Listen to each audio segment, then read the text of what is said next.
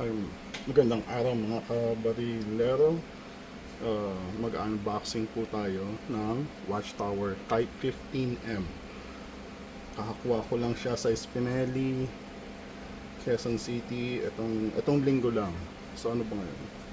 Upon shooting this video, it was like Saturday, and ngayon ay nakuha ko siya nung Wednesday.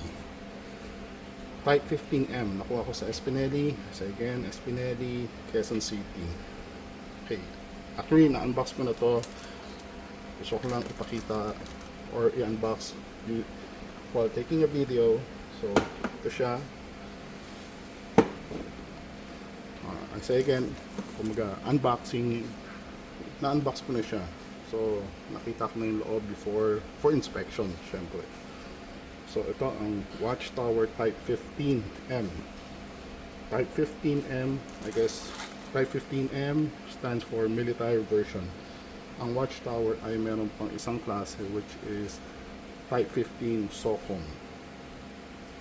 Ito siya, 14.5 inch barrel ang kinuha ko. May kasama siyang lock or magazine, kasama na ang magazine niya ay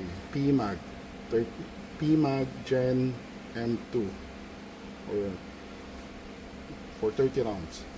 Okay, and my warranty card.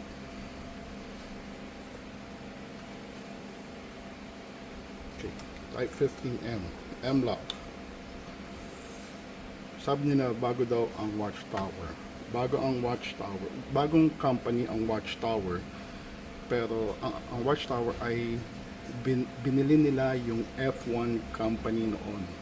Usually F1 company yung gumagawa ng mga skeletalized na AR-15. Skeletalized siya kasi yung iba merong butas-butas dito. Ito parang military version talaga siya. All mil spec.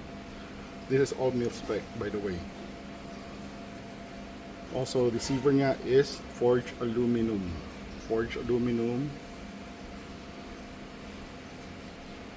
And isa sa pinakaiba ng SOCOM sa Type 15M is ang SOCOM is ambidextrous charging handle. Ito mil spec lang rin siya. So check long rounds, check weapon and save.